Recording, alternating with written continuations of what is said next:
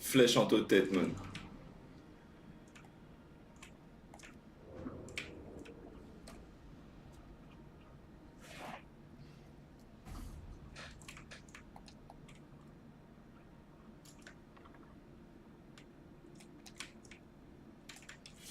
Je suis redevenu de taille normale.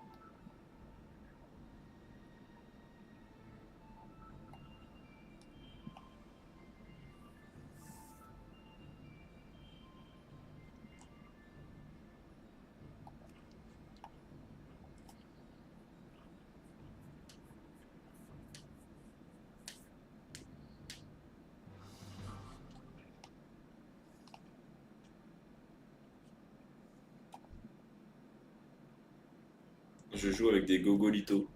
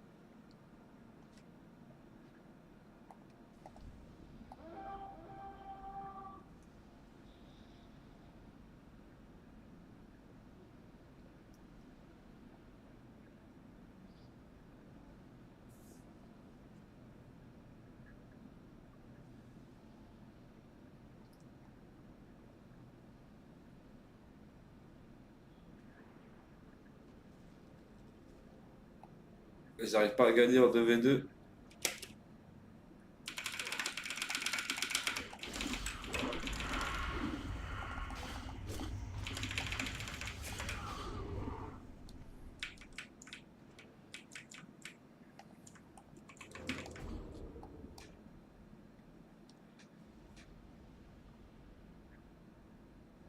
Ils sont nuls, putain, ils sont nuls. Tu m'étonnes qu'on ait perdu. Ils ont perdu en 2v2, les gars. En 2v2, tu gagnes, gros. Tu perds pas.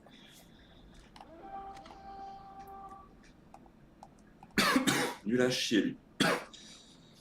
Full stuff héritage, et il parle dans le chat, je crois. Tesla.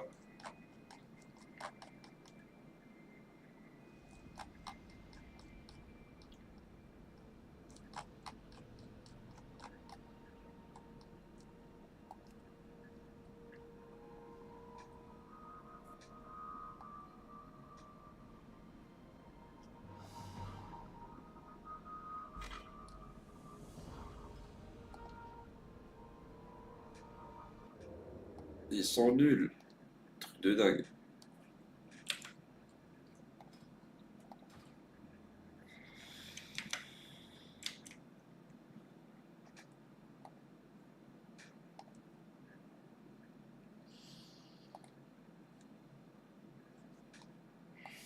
Forever.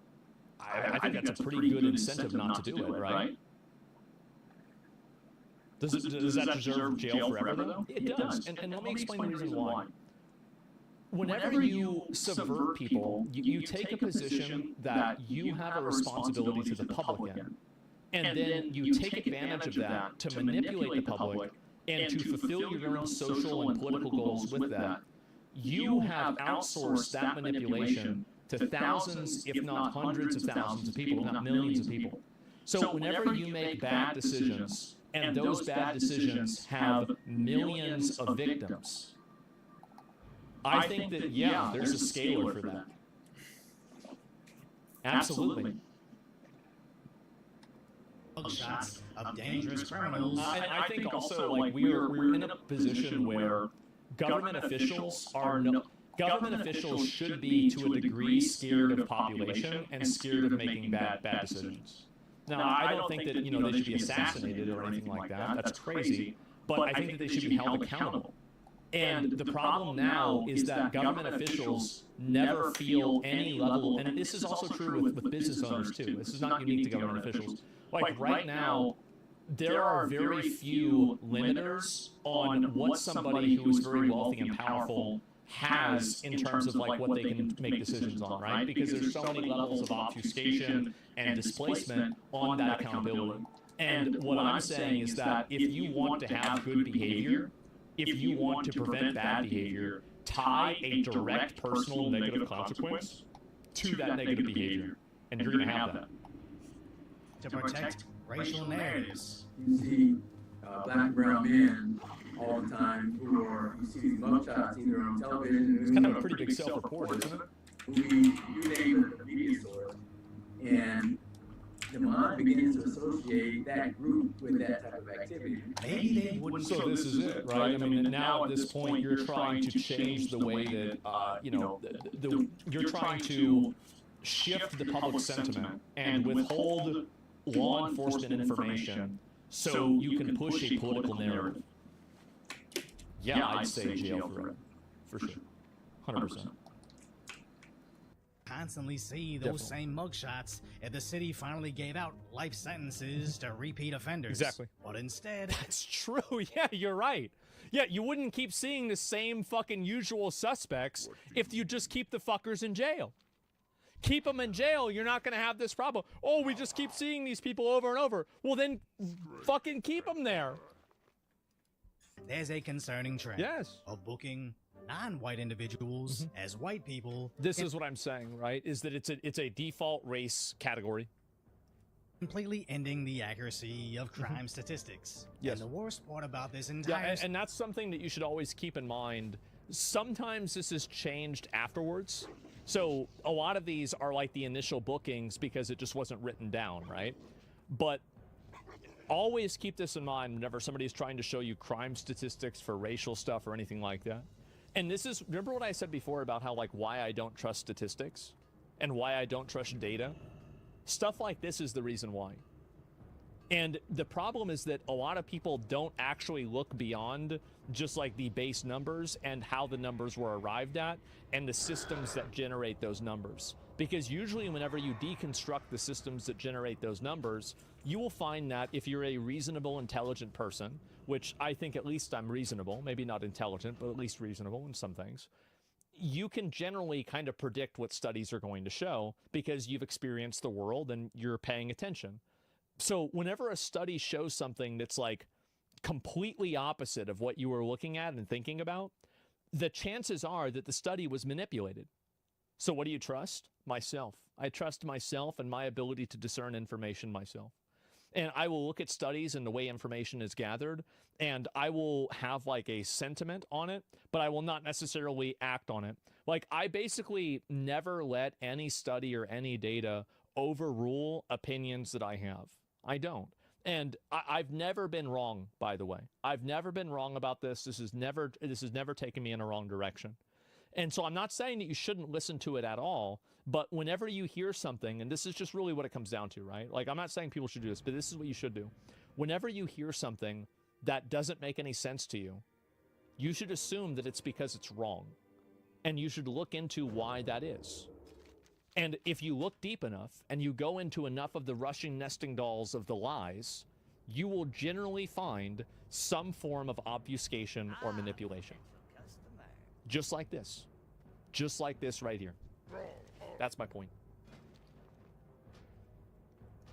Situation is these law enforcement agencies and news networks know most crime is intraracial, meaning statistically criminals victimize people of their own ethnicity. So when we see atrocities like this story out of Stockton, of course, where a kid's birthday party got shot up, it was suspected that this was gang violence involving the Asian Crips. As it appears, at least one of the men arrested was indeed Filipino. But you're never going to see anybody from the Asian community demand he be released or suppress his ethnicity. As statistically, when you lock up Asian criminals, you're protecting potential Asian victims. And all takes saving. That's the thing that's very weird to me, is that I don't know why people want their own communities to be unsafe. Is it really whenever you have, and I think that here's the truth, is that some of the people that that want violent criminals released the most are the people that see and deal with violent criminals the least. So you have a bunch of upper middle class white women that are out there voting to release every violent criminal there is, and they're releasing these criminals into working class and Section 8 housing, and all of the people around there are being terrorized. Meanwhile, these women are living in gated communities, and they get to feel good about themselves that they did something that was nice. That's what happens. Asian babies over violent Asian gang members every single time. Of course. But why does the media conveniently omit this perspective when reporting on only certain crimes? It's so the Democrats can turn this nonsense into reality. There is absolutely no doubt that the data shows that the vast majority of incidents of domestic terror come from... See? That's exactly what I'm saying. It's suicidal empathy? No, it's narcissistic empathy. Suicidal implies that you're going to be a victim of it. Narcissistic empathy means that somebody else is going to be a victim of it. AOC is never going to be a victim of it, right? Unless some tragedy happens, which I hope it doesn't, by the way. But I think she's a fucking retard. But either way, this is the reason why, is that they construct the data collection mechanisms, and then they report on the data inaccurately or in a intentionally incomplete way, and then they omit certain data points that are inconvenient. Like, for example, how many of the people that were burning things down at BLM or the Tesla rioters were charged as domestic terrorism? As far as I know, basically zero. Maybe a few, but definitely not as many as there should have been. So whenever you look at this, like, and this is the problem, that this is like a Reddit problem, is that people will look at the baseline of something and never actually think beyond that. White nationalism. there are problems in our communities, but usually it's some white supremacists on the other side. We should be profiling, monitoring, and creating policies to fight the radicalization of white men. Because when the truth doesn't match their narrative, the left doesn't change their talking points, they just use the media. Crime reporting and sacrifice of all the new... I cannot wait, bro. Like, whoever is going to run on a platform of deporting her back and sending all of these foreigners that have come into our country and want to bring their foreign bullshit into America, deporting every single one of them that is running an office or anything like that, and we have actual Americans, people that have American values, people that care about America, not making it and acting in the best interest of fucking Israel, Somalia, or wherever the fuck else they came from, I'm gonna vote for that guy. That's gonna be a guy I'm gonna vote for. I'm so fucking sick of this shit. It is so obnoxious. We are being occupied by people that hate us. It is a disgrace, and every day that we let it happen, it will continue to get worse. Victims they'll make to then pretend their narrative wasn't made up race-baiting nonsense, and for them to think we want to protect the identities of minority criminals, to not disparage the law-abiding minorities, just snitches on themselves on how they can't tell us apart. Okay, I didn't think about that, but yeah, you're right. Appreciate my concise, lighthearted commentary on the tragic status that is today's reality. Subscribe to Decoy, as we somehow made the channel Decoy Voice even more concise. It's a good video. It was. And this isn't even a melting pot of values. I mean, like, the thing is that I don't think that we have any obligation to bring in a bunch of fucking morons that don't even want to be in the country, don't even like the country, that want to push it for themselves and change it for themselves. And there, right there is the video. Make sure to give it a like. I totally fucking agree with what he's saying, by the way. I completely agree with all of this stuff. And I think, honestly, it should be more common. And yeah, that's it. Make public executions. I'm not executing it. Just send them back, right? I mean, there's no reason to do that. And they want to be the country. Yeah, exactly. And anyway, I do feel like this is probably happening. Like, it's happening primarily because of the race of the individual being white. But why is it that white is the default? Why couldn't you just make the default unspecified? Do you see what I'm saying? And so, like, even in terms of the logic that I was giving, that doesn't necessarily justify the behavior. Basically, they're like, it's kind of like, it's like a Blizzard solution, right? They're like, oh, well, we created this problem, and now we have a solution for the problem that we created. Well, wait a second, just get rid of the fucking problem. Like, what do you mean? Like, why do we need this extra system to solve this extra problem? Just get rid of the whole thing. And so, really, the issue here is that there is a default race, which is white, for a person. Like, that should absolutely not be the case. And I don't know why police departments haven't changed this. Actually, I do know why. It's because they don't want to, because they have people that are invested in the idea of continuing this misrepresentation. And that's fundamentally what it is that they want to lie to you. They want to lie to you and manipulate you and make you believe things that aren't true. And why would you want anybody that's going to do that to you? Like, that's it. I mean, it's just literally that simple. Like, they're literally just trying to lie to you. Imagine if like, think about it like this. It's a great point, is that, think about it like this. If the default race was black, how fast would that change? How fast would all of them be crying and complaining and mauling and being pissed off about that? And how right would they be? They would be right. They would be right. It's bullshit. Total fucking bullshit to be able to do that. But for some reason, we accept it. I bet it's required, a literal non-nullable SQL database field. I know that, but you could just add in an extra feature and have it say unspecified as well. Like, there's no reason that you can't just make a fake race up inside of a database and then just say, okay, this is the placeholder one until somebody actually marks it the right way. Yeah, null. Like, unspecified, null, unknown. Like, there's 50 fucking words for it. So yeah, just code it in. Like, you could literally fucking probably do this with AI. What do you mean default race for what? Oh, for police bookings and for people that get arrested, right? A lot of cops are just lazy, so they don't fill out the information. You're missing my point. Whenever the information is not filled out, it should default to null or unspecified rather than white. And I think that that solves all of the other problems. It removes the plausible deniability from the media, and it makes it a lot easier for people to see who the bad actors actually are. It's so obvious. So yeah, just a blank space. It's obviously intentional. Yes, it's obviously intentional. It is. So yeah, that's generally the way that I feel about it, and I think it's very obviously designed in a way to take advantage of people. To watch people play this game the way it's supposed to be played.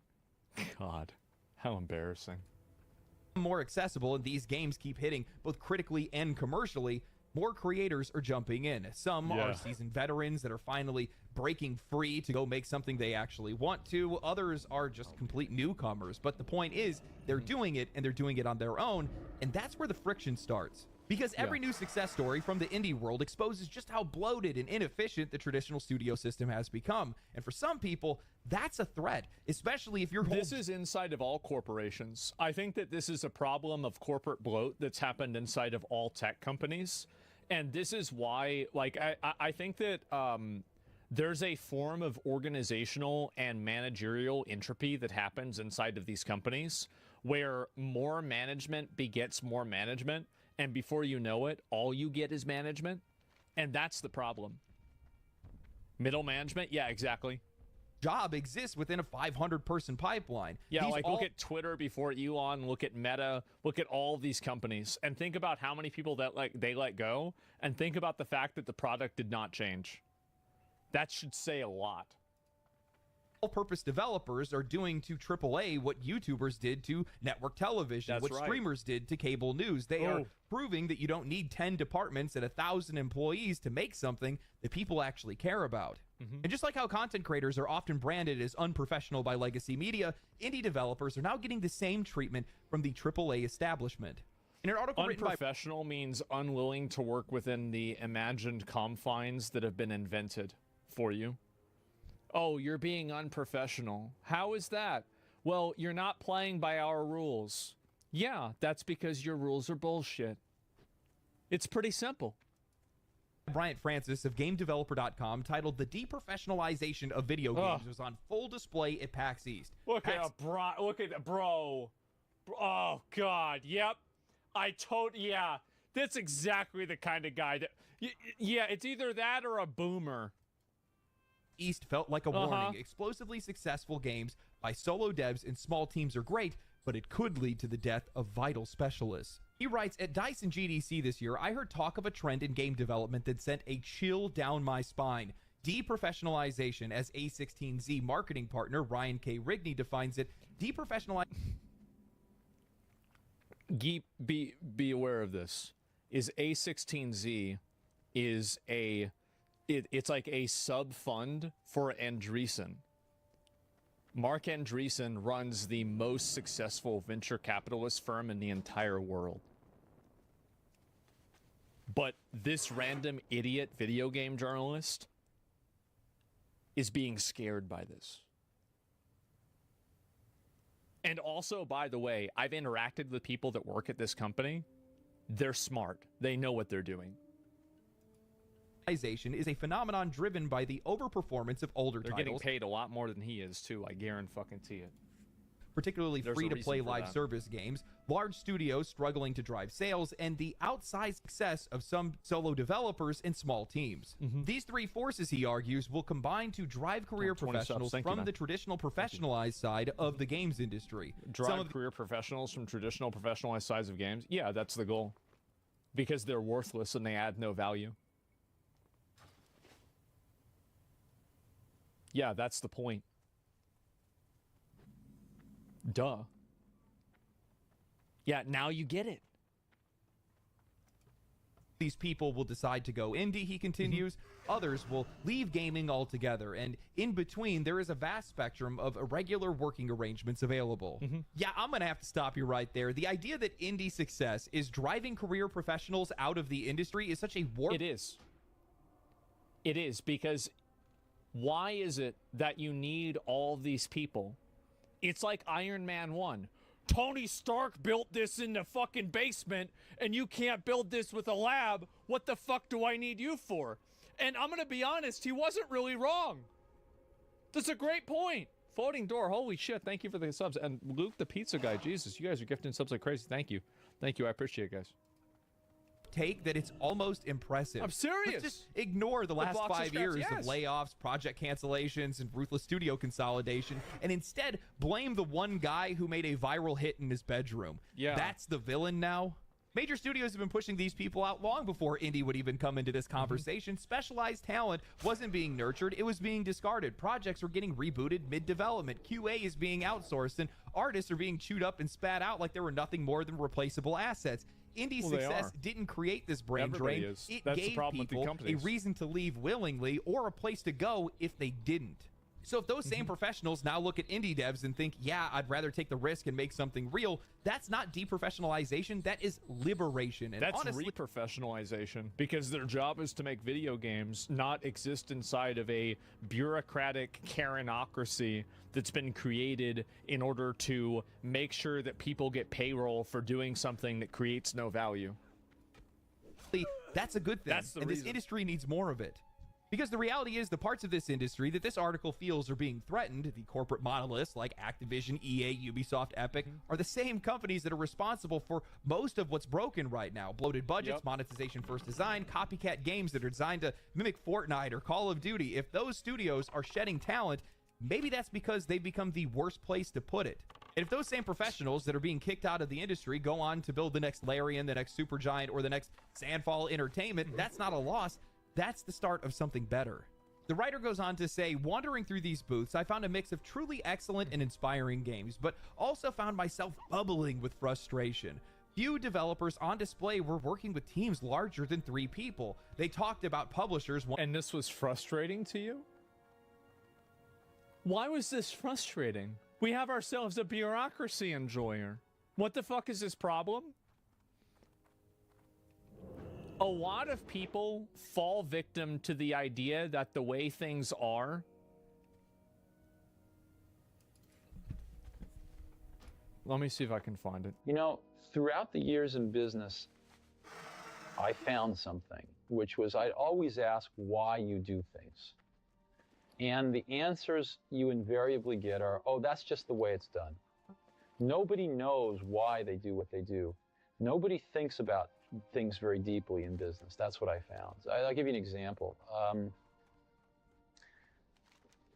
When we were building our Apple I's in the garage, we knew exactly what they cost.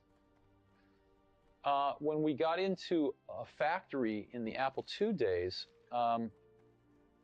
the accounting had this notion of a standard cost. Right, what's that? You'd kind of set a standard cost, and then at the end of a quarter, you'd adjust it with a variance. It sounds like a job for somebody else. And I kept asking, well, why do we do this? And the answer was, well, that's just the way it's done. And after about 6 months of digging into this, what I realized was the reason you do it is because you don't really have good enough controls to know how much it costs. So you guess, and then you fix your guess at the end of the quarter. Right. And the reason you don't know how much it costs is because your information systems aren't good enough.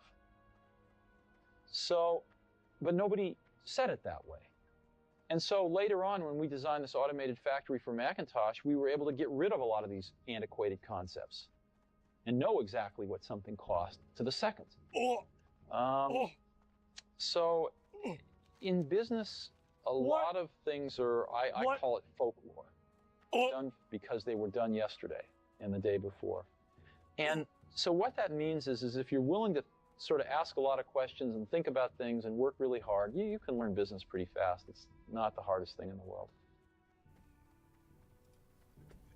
I guess you just can't say the same thing for journalism, though, right?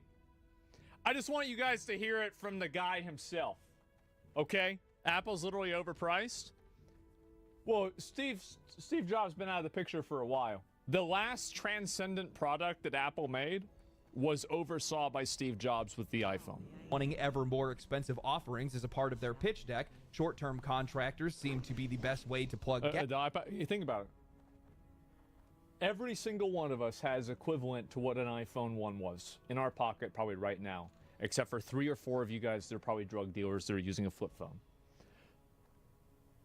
That is crazy. Apps, why did it feel like so few proper businesses were fighting to get their games in front of players at PAX? Speaking with Rigney and other developers, I sense that deprofessionalization isn't just a catchy phrase to describe the demand side of economics. Steve Jobs would have 100% fired this guy. Yep, this guy would have been fired by... Bro, Steve would have had this dude out on his ass. He would have had his shit in a box. Ooh. In an instant, industry hiring. It's a frustrating reality that may undervalue games from big and small teams alike. Rigney offered some extra nuance on his deprofessionalization theory in an email exchange we had before PAX. Right. He predicted that marketing roles at studios would be the first on the chopping block. Good. The people that run marketing campaigns at most publishing studios and development studios are retarded. They are. They're stupid. And I'll tell you, like, so whenever I do sponsorships, they'll tell me what to do, and I'll be like, okay. And then I just don't do it. I just do it my way, and my way's always better. That's it. Followed by roles that seem to be replaceable to management, even if they're not. I genuinely cannot believe that this article exists. The writer walks through PAX, sees a wave of exciting and inspiring indie games made by teams of 3 or fewer, and comes away frustrated. Why? Because there weren't enough proper businesses represented? What does that even mean? You just admitted that these indie teams are doing great work, but then you're upset because they're not expensive enough because the teams are so small? And then you go on to quote developers saying that publishers are demanding... Yeah, you're mad, bro. Like, and the thing is that the reason why he's upset is he knows what this means for everything else in the industry. Bigger budgets to take their pitches seriously, and somehow that isn't the problem. You don't see the connection. The developers at PAX didn't create the system, the publishers did. This entire bloated mess is a natural result of an industry obsessed with scale, overspending, and risk aversion. These indie devs are simply surviving despite it. But of course, now we arrive at the heart of the article, that scary word, deprofessionalization, and suddenly the tone shifts. The accomplishments of these studios gets brushed aside. Their success becomes a problem, not a triumph. Because, oh no, they shipped a game that people actually liked without a marketing team, or a Ludo narrative synergy specialist, or a lead... Do you guys know what that is? No, and they don't either. Just a it's a retard, worthless position that adds no value. Yep. Just a worthless position. Put it in the garbage. Experiential curator. Yep. No. Wait. Like a live streamer? The thing is that live streamers, I think, are actually one of the main things that are the most capitalist and the most free market fair. Because every single person chooses to watch somebody or not watch somebody. So if you fail as a live streamer or you fail as a content creator, you have failed because you went into the free market and you lost. That's it. That's on you. Wait. Guys, I've said this before, and I'm going to keep saying it. One of the biggest issues in AAA development is bloated teams, bloated budgets, bloated management structures where nobody knows what the person next to them actually even does. You end up with departments that are built to manage other departments, pipelines that are so tangled that you can't even see the final product, and a burn rate that is so high it is a miracle that anything gets shipped at all.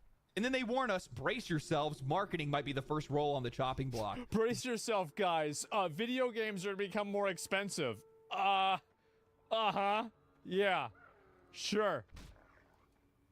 Good. Most marketing departments in this industry are completely useless. It has never been easier to get your game in front of players if your game is actually good. You can't fake that kind of traction anymore. You can spend millions of dollars plastering Avowed on trains and buses, put an ad in Times Square, but it won't matter if the game doesn't deliver. Meanwhile, Expedition 33 has people screaming about the soundtrack, the story, the characters, the combat, because the game itself is worth talking about. You don't need a 30-person marketing team if your game hits. You need a game that deserves to. You need a good game. That's all you need. You need a good game. And if you want a good marketing push, you can get that. And I think marketing pushes do help certain games, but you can't polish a turd. You can't put lipstick on a pig. It doesn't matter how many people you pay to play your game. And also, like, I have a huge problem with the way that companies and marketing agencies handle promotions for streamers. I think that they are creating so many problems by how badly they handle them. I unironically think that I could do a way better job. Shift is They're wasting, I'm not even kidding you guys, $2 to $10 million on the regular. Imagine example. I don't want to make an example because if I mention that company, I would want them to work with me in the future. And so, but like, there's a lot of examples. I'll give you one. Immortals of Avenum. There. How about that? Right now, that's what's going on. And it's not deprofessionalization, it's rebalancing. This industry has been top heavy for too long, and that weight is finally starting Whoever was in charge of that marketing campaign should never be in charge of anything ever again. To shift towards the people who actually build the damn thing. The article then pivots to acknowledge a different kind of success story, the creative renegades, the ones that are making weird, original, impossible to greenlight games that traditional publishers would have laughed out of the room. Right. Whitney praises them, calling them out as this is the only creative industry on the planet where one person can make $100 million making something by themselves, which, yes, what about crypto? True, but the tone here still drips with discomfort, like it's a cool fluke and not something to build around. Yeah. Now, to the author's credit, they go on to clarify that small teams aren't obligated to hire anyone. They are doing what they can with what they have, and better tools have made that possible. But here's where the framing starts to slide sideways. They say what feels wrong is that so few people benefit from this new status quo. Not that small teams... Let me get this straight. The millions of gamers that now don't have to pay $80 for video games don't count, but it's the 400 HR useless garbage jobs that add no value. They're the ones that we need to care about. So the customer just isn't even considered. Well, it's no wonder this guy's a journalist. Are succeeding, but that too many people aren't a part of it.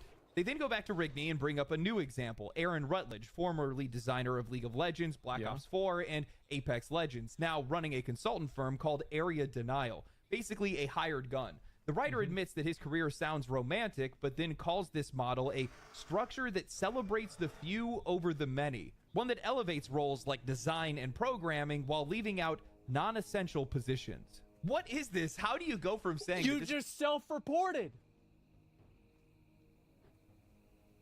You self-reported it. You said it yourself. Non-essential. Then why are you there? This is the only creative industry on the planet where one person can make $100 million by themselves, to immediately following that with what feels wrong about this is how so few people seem to benefit from this status quo. Do you hear yourself? This is the benefit. That is the shift. We are no longer living in an era where you need to get a green light from a publisher, sit in a cubicle farm for 6 years, and then get your name buried in credits under 5 layers of management. Or do you think they think this way? A lot of people really like the... I think that a lot of people don't understand the comfort that a large-scale bureaucracy brings, because people can be comfortable and safe inside of it without having to worry that they're at risk, they're going to lose their job, it's the status quo, everything is normal, there's not going to be any big problems, everything's going to be okay. Mediocre people are against meritocracy. Yeah. If you want to find out who the real losers are, figure out who doesn't want to work on commission. Witnessing one of the most democratizing eras in video game development history, and somehow your takeaway is, but not everybody gets to enjoy the ride? Of course they don't, but that's always been the case. But now the door is actually open. Look at Path of Exile and Grinding Gear Games, a tiny studio in New Zealand that grew to a 200-person powerhouse. It's working on 2 full-scale games. Look at Expedition 33, built by ex-Ubisoft developers, a composer that they found on SoundCloud, and Jennifer Svedberg Yen, a former private equity investor who just wrote what might be this year's Game of the Year. The indie boom is not excluding people. It is including people that AAA would have never hired in the first place. That's what scares them, is because they've built up an entire network and an entire apparatus that protects them and isolates them and makes them the sole beneficiaries of this industry. And now that the industry is becoming more democratized, now that it's becoming more open, those traditional avenues are becoming antiquated and vestigial. And now you see these companies that operated like the Titanic. Well, now they can't afford to move away from the icebergs anymore. And they hit them over and over, like with Concord and Marathon and all these other games that are going to come out and have the same problems. Old system kept the gates locked. This new era is tearing them down. What you're seeing isn't exclusion, it's a healing process, a long overdue correction of decades of bloat, overreach, and creative stagnation. I'm going to get some people that are going to disagree with me on this, and that's fine. I do not believe in supporting these bloated structures, systems, and bureaucracy more than anything else, all in the name of job preservation. I think that it is a pathetic narrative. No. If you can't earn your keep, then they don't need to pay you. Nobody owes you a job. That's not how the world works. That's it. It just doesn't work. Like, I mean, nobody thinks that. The only people that think that are people that want to get money for free for doing nothing. And also, by the way, the only people that are disagreeing with me are disagreeing with me because they're not in a position to have to lose money. That is driven by people that resist progress. And in a lot of cases, because they don't want to adapt, they want to make it everybody else's problem. This is something that has happened since the dawn of industries and trade. Anytime there are changes in the market, anytime new technology is introduced, old jobs go out, new jobs come in, some jobs get displaced, and in some cases, like the video game industry, well, the industry gets decentralized. That's why we see a private equity investor starting to write for video games. Well, how do you think somebody starts writing for video games? Do you think they have to go to school for 4 years and read Mario scripts and then finally they understand how to write for video games? They have to read every Shakespearean novel and then get a degree in a university and now they're qualified to write for video games? Who the fuck decided this? Nobody decided this. It's ridiculous. It's totally made up. Gone through the exact same thing, otherwise you wouldn't have a guy that worked 8 years in construction that has no journalistic background whatsoever, that's writing reviews for video games and writing video essays on YouTube. I think the real problem for these people, and what really scares them, is that average everyday people are getting involved in these industries and in some cases getting rich because of it. And they don't like that. It hurts their bureaucracy. Is scary. On top of that, these people do not have the credentials that they want. They didn't go to college for it. Sounds like a you problem, not a me problem. Yes. Oh, well, but they don't even have $40,000 of student debt. Well, if they would, they wouldn't anymore because they just made $1 million selling a good game. That's the problem. Is that you do need to go to college for certain things, but the majority of things you don't probably need to go to college for, except for a few specific things. I learned more about business from World of Warcraft than I did from business school, sans accounting. Accounting was important. Everything else was a waste of time. Let's be honest, this article, especially coming from the media's point of view, this is more about control. Indie games are harder to predict. They're harder to market. And for them specifically, it is much more difficult for them to monetize from the outside. Not for everybody else, but it definitely is for them. No more guaranteed preview cycles, no more demos behind closed doors, no more getting cozy with their PR team. No, you're on even footing with guys like me, and I bet that keeps you up at night. Well, that's not what keeps them up at night. What keeps them up at night is making sure that they get all their applications sent in to Burger King so they can keep having a job. Maybe what keeps them up at night is doing those late night deliveries for DoorDash. Because this reality already hit them 2 years ago. But this argument is going to shift now. Welcome home. Now instead they want to talk about who does not benefit from going indie. Because indie developers do not hire these specialists that only do one thing. And it's really funny because this feels like this is the only industry where doing more than one thing is a threat instead of just doing your job. Is efficiency. The writer then goes on to say, my PAX trip validated my fear that 3 professions are especially vulnerable in this deprofessionalized world. Artists, writers, and those working in game audio or music. That's not true. Way more than 3 are vulnerable. These roles seemed vulnerable because on these small teams, they were roles that developers mentioned doing in some sort of shared or joint fashion. All 3 risk compartmentalization as asset creators, their work treated as products you can purchase off of a store shelf. The writer then expands on this fear by pointing to broader industry shifts. He argues that in-house art positions are disappearing as studios are increasingly outsourcing asset creation overseas to cut costs. This move, he suggests, is being reinforced by the rising use of AI-generated art, something he openly criticizes. That look like dog shit. What's really funny to me about the people that complain about AI art is that nowadays, my understanding is that a lot of AAA game development studios do use AI art and they do use AI technology, and nobody knows it.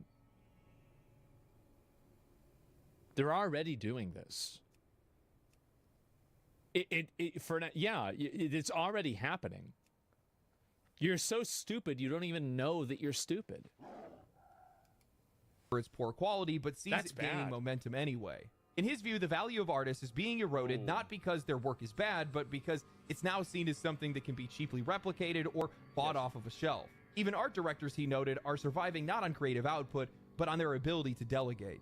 When it comes to narrative, the critique gets a little bit more personal. The writer cites industry layoffs, pointing out that writers made up the highest percentage of reported job losses in the last year. He attributes this to 2 diverging trends: the success of games that minimize storytelling altogether, and the increase in tendency for story-driven titles to be written by a select few, usually the creative director or maybe 1 or 2 trusted collaborators. Leaving the reason why a lot of story games are dying is because they're written by fat, boring, lazy, stupid, over-entitled theater kid millennials.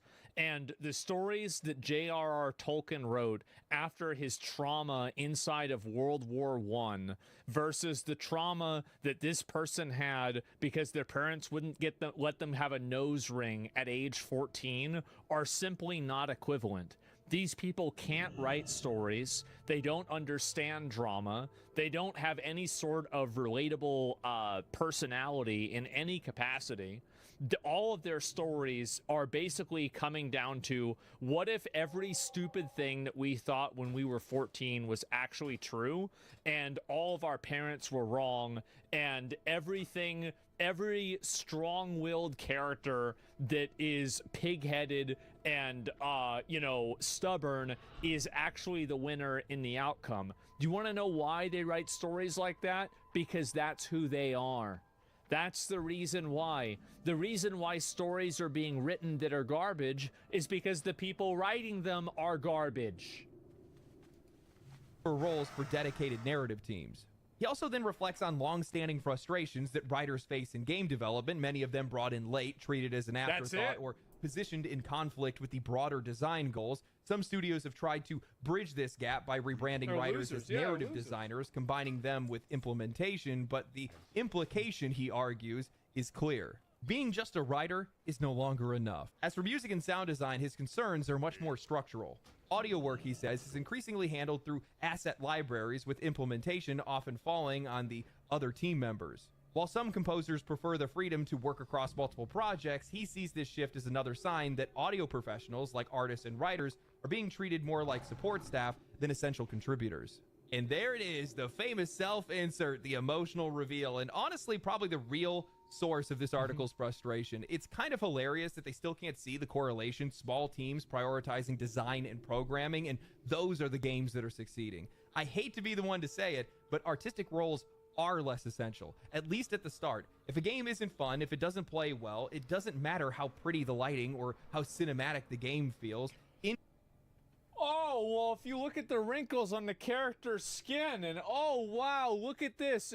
See how their eyebrows are? Oh, my God. Why aren't people why? Hey, wait a minute. Wait, you got laid off too? What the hell is happening? It's so ridiculous. How can these people be so delusional? Indie is thriving right now because it's the exact opposite of AAA. It's gameplay and performance first, everything else after. That's what players care about. Now, I'm not going to sit here and tell you guys that there's no value in talented artists, musicians, or writers. Hell, they're some of the most celebrated people in the industry. There absolutely is value It's in them. again polishing a turd. Like, for example, I was never interested in playing Skyrim, but I loved the music in Skyrim. It matters, but it's not going to sell a game. But let's be real, those roles only exist because of programmers and designers. Yes. Without their core systems and mechanics, you're not making a game.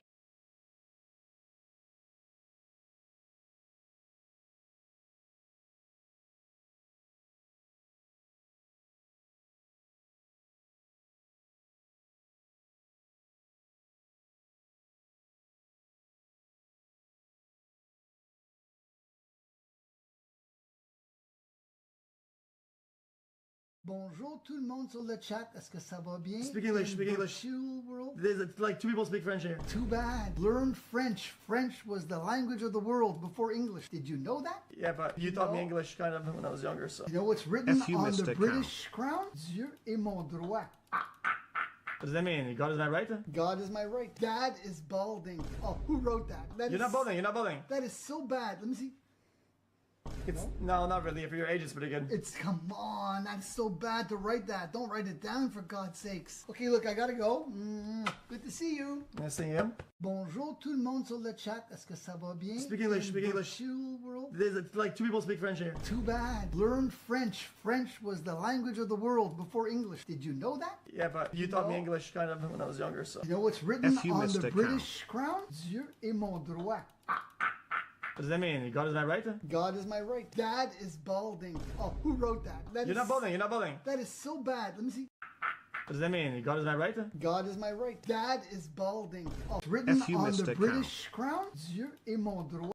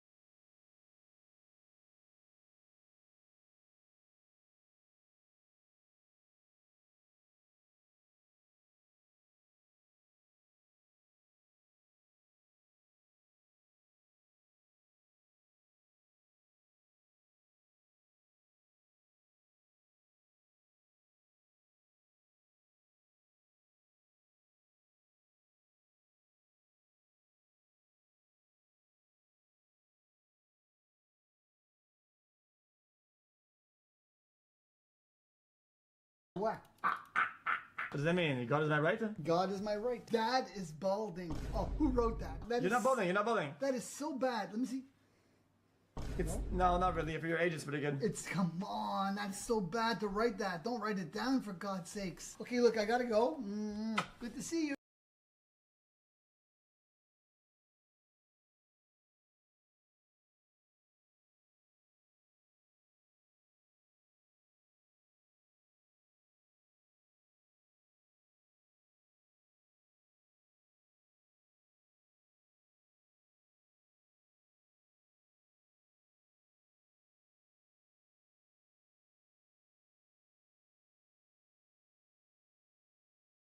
Gonna find something really quite interesting.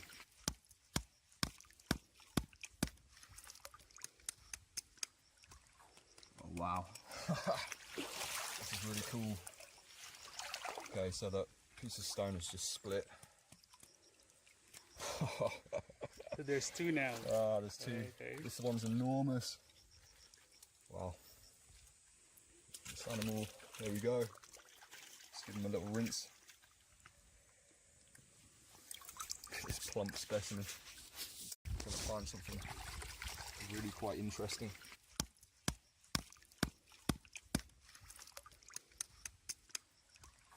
Oh wow. This is really cool. Okay, so that piece of stone has just split. So there's two now. Ah, there's two. Okay. This one's enormous. Wow. This animal, there we go. Let's give him a little rinse.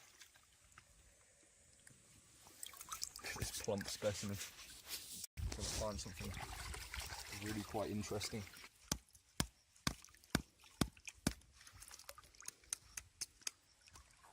Oh wow. This is really cool. Okay, so that piece of stone has just split. So there's two now. Ah, there's two. Okay. This one's enormous. Wow.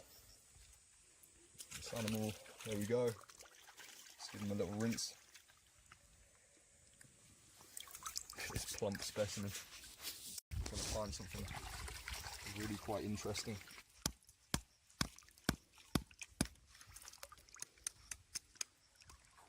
Oh wow.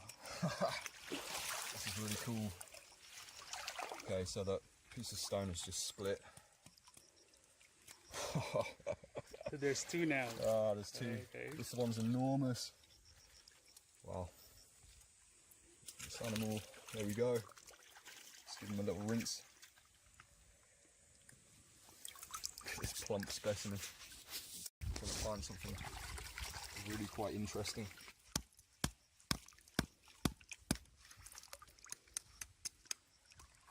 Oh wow. This is really cool. Okay, so that piece of stone has just split. So there's two now. Ah, there's two. Okay. This one's enormous. Wow.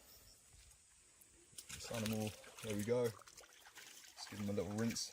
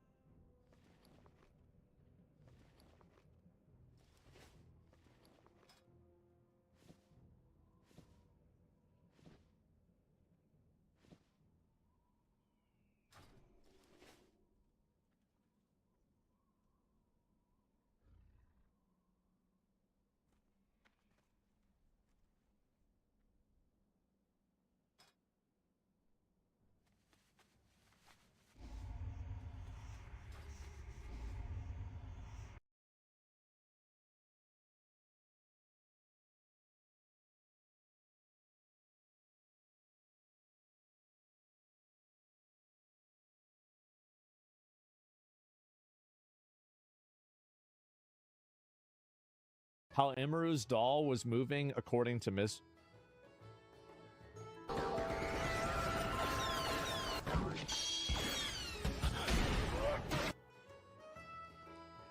This is his legacy.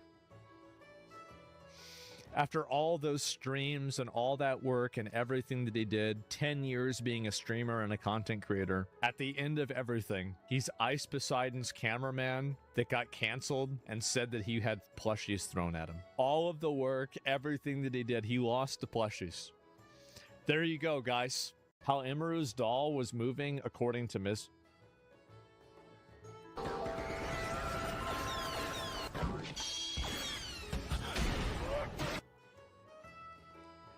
This is his legacy. After all those streams and all that work and everything that he did, 10 years being a streamer and a content creator, at the end of everything, he's Ice Poseidon's cameraman that got canceled and said that he had plushies thrown at him. All of the work, everything that he did, he lost the plushies. Everything. He's a streamer and a content creator. At the end of everything, he's Ice Poseidon's cameraman that got canceled and said that he had plushies thrown at him. All of the work, everything that he did, he lost the plushies. There you go, guys. How Emeru's doll